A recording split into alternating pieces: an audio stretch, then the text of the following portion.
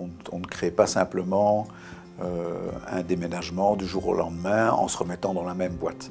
Il faut savoir que d'abord, le site de Delta va en fait rassembler deux sites historiques du Chirec qui sont donc Cavel et le Parc Léopold. Donc ça veut dire déjà fusionner deux équipes.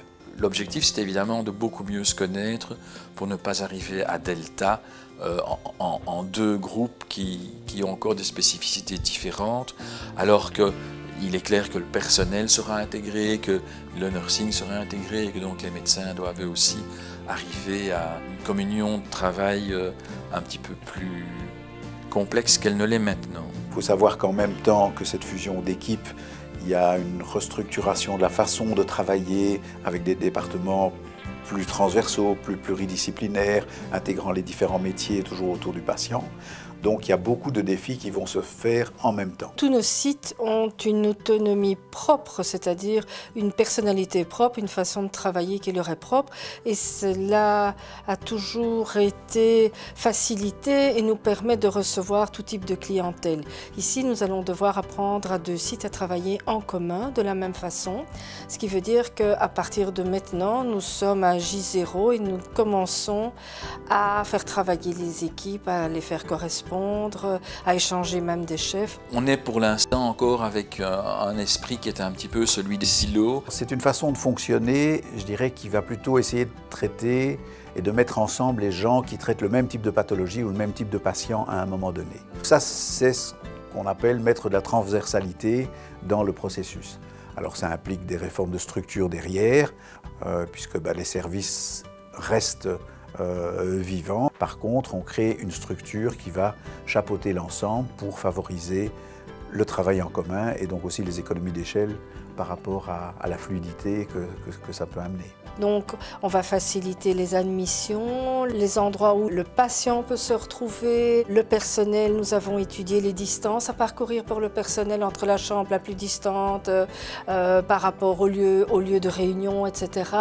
Des lieux de réunion communs, c'est-à-dire qu'on est plus dans le plurimétier que ce que nous sommes maintenant. De transformer ce qui était un fonctionnement, je vais dire en binôme, le chirurgien et l'anesthésiste, en un fonctionnement beaucoup plus multiculturel ou multiprofessionnel autour d'un même patient, y compris avec le nursing et les paramédicaux, ce qui n'est pas toujours le cas actuellement non plus.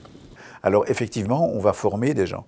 Parmi les médecins, il y en a de plus en plus qui réalisent qu'à côté de leurs compétences métiers, ils doivent acquérir un certain nombre de compétences en termes de gestion, de compréhension des autres services avec lesquels ils travaillent, de management du changement, de leadership. On va donc dès maintenant commencer à trouver les personnes qui pourraient prendre en charge ces départements transversaux, leur fournir une formation et les soutenir avec les équipes logistiques du Chirec pour qu'ils aient des bons outils à leur disposition pour lancer le service. Ça implique qu'on rencontre de plus en plus les collègues de Cavel, qu'on travaille ensemble sur des projets communs, qu'on essaye de structurer les services ensemble et on constate que des structures horizontales sont déjà implantées ou se proposent de se modifier pour arriver à être vraiment performantes sur un plan de travail horizontalisé.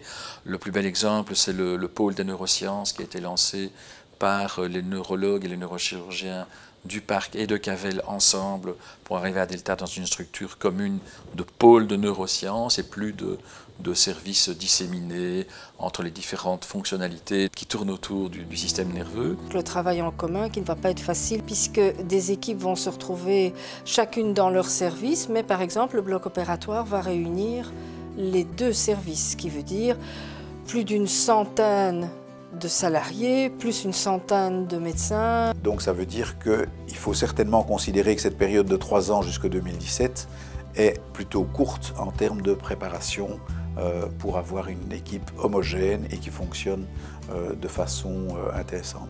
Donc il n'y a pas seulement le défi du timing de l'architecture, il y a le défi du timing de l'organisation et de la fusion de deux activités de site. Mais pour passer de deux services à un service, d'abord, il y a des services qui existent essentiellement d'un côté. Au Parc Léopold, il n'y a pas de maternité.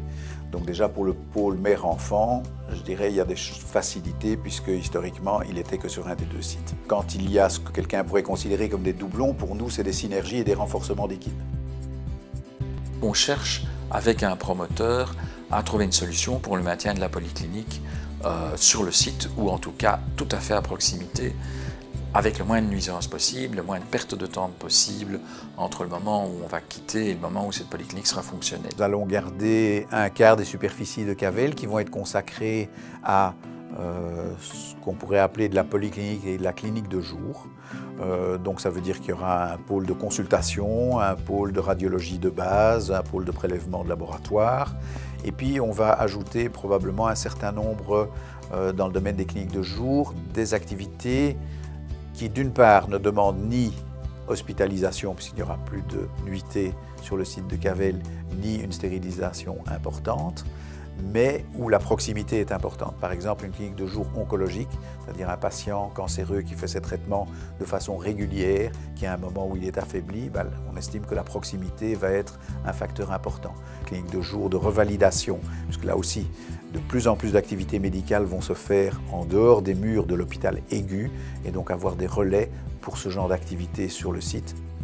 Je pense que le personnel sera, dans sa totalité, transféré sur la nouvelle structure, puisque dès à présent on évite de faire du recrutement et on préfère des reconversions en interne, et qu'avec les 4 ans qui restent et le vieillissement de notre population personnelle également, on doit arriver là-bas sans la moindre crainte pour les gens qui sont au travail actuellement.